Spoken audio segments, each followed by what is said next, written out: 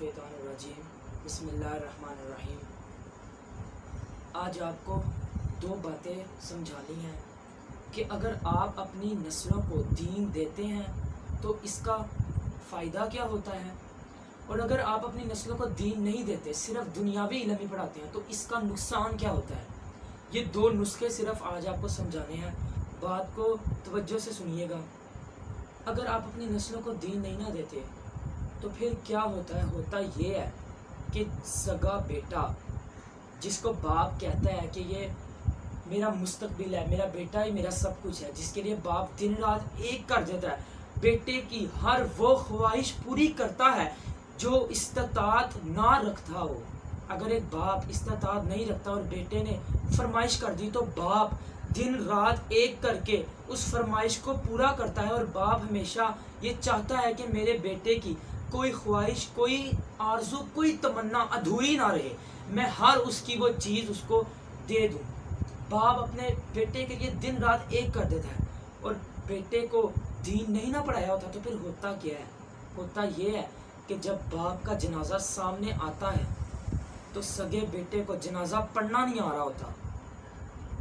سگے باپ کی میت جب سامنے آتی ہے تو سگا بیٹا اس کے سرانے کھڑے ہو کے کسی کو فون کرتا ہے کہ آ کے میرے باپ کا جنازہ تو پڑھا دو۔ خدا کی قسم اس باپ نے زندگی میں کچھ نہیں کمایا جس کو غسل بھی غیر آ کے دے۔ ایک بات سمجھائیں ذرا، اگر غسل غیر دیں اور خدا نہ خواستہ مردے میں کوئی عیب نکل جائے تو اگر باہر کا بندہ آ کے غسل دے تو کبھی وہ چھپائے گا؟ وہ گلی گلی چوراہے چوراہے یہ بتائے گا کہ اس کار میت بڑی پاری ہو گئی سی، بڑی بو آن لگ گئی سی۔ اپنا ہوگا تو کبھی بتائے گا نہیں، اور غیر ہوگا تو کبھی چھپائے گا نہیں۔ خدا کی قسم اس باپ نے زندگی میں کچھ کمایا ہی نہیں جس کو غسل بھی غیر لوگ آ کر دیں۔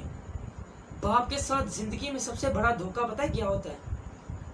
کہ سگی اولاد جس کو بڑے مانوں سے پالا ہوتا ہے، سگی اولاد اپنے باپ کے جنازے پر خاموش کھڑی رہتی ہے۔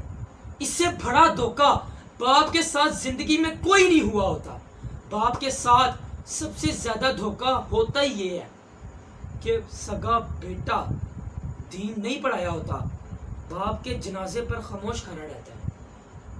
خدا ہوش کرے، اپنے بیٹوں کو، اپنی نسلوں کو، اپنی آنے والی نسلوں کو دین دیں، دین کا علم سکھائیں۔ اس سے فائدہ یہ ہوگا کہ خاندان میں ہر ایک کے جنازے وہ پڑھائے گا، وہ آپ کی بخشش کا ذریعہ بنے گا۔ دنیا میں کسی ایک کو ایسا تیار کر کے تو جائیں، جانا تو ہر ایک نے ہے، موت پہ تو ہر ایک کا ایمان ہے، کوئی یہ نہیں کہہ سکتا کہ مجھے موت نہیں آنی۔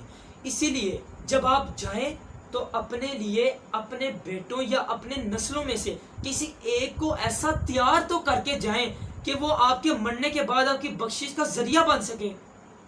اگر وہ مرنے کے بعد آپ کی بخشش کا ذریعہ بھی نہیں بنے گا تو یار فائدہ کیا آپ کا دنیا میں جینے کا؟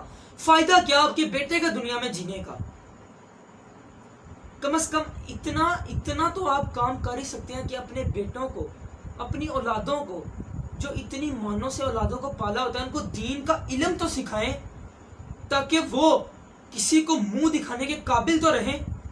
ایسا نہ ہو کہ باپ کی میت سامنے اور بیٹے کو غسل دینا نہ آ رہا ہو، بیٹے کو جنازہ پڑھانا سامنے آ رہا ہو۔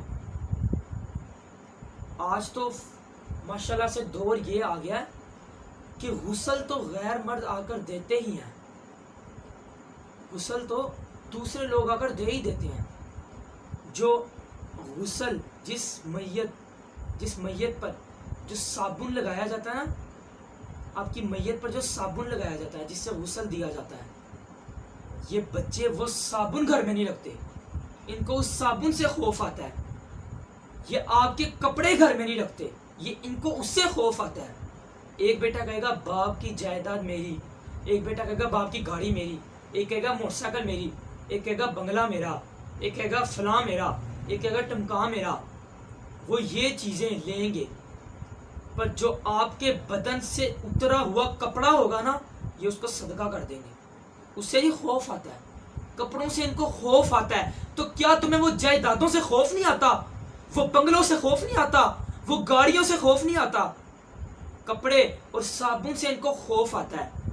جو باپ کی میت سے کفن, بچا ہوا کفن کا کپڑا ہوتا ہے نا, یہ اس کو گھر میں نہیں رکھتے. آج جس اولاد کو آپ اتنا مانوں سے پالتے ہیں نا, ذرا ہوش کریں. آپ کی غسل کی اجرت صرف 1000 روپیہ لگے گی, 1000 روپیہ. صرف آپ کے غسل کی اجرت 1000 روپیہ, 1000 روپیہ دے کے آپ کو غسل دیا جائے گا. اتنی اوقات ہے آپ کی. اپنی اولادوں کو دین کا علم سکھائیں, ان کو دین پڑھائیں. خاندان میں سارے جنازے وہ پڑھائے گا, سب کو غسل وہ دے گا. کم از کم آپ کے ساتھ یہ دھوکہ تو نہیں ہوگا کہ سگی اولاد آپ کے جنازے پر خاموش خریدے گی.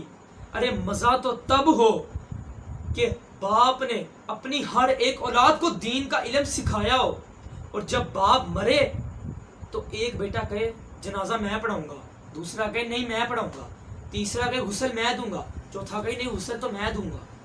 ارے پھر مرنے کا مزہ ہے نا. ذرا ہوش کریں. اللہ تعالیٰ کی پاک بارگاہ میں دعا ہے کہ اللہ تعالیٰ مجھے اور آپ کو عمل کرنے کی توفیق عطا فرمائے, دین کا علم پڑھنے اور پڑھانے کی توفیق عطا فرمائے.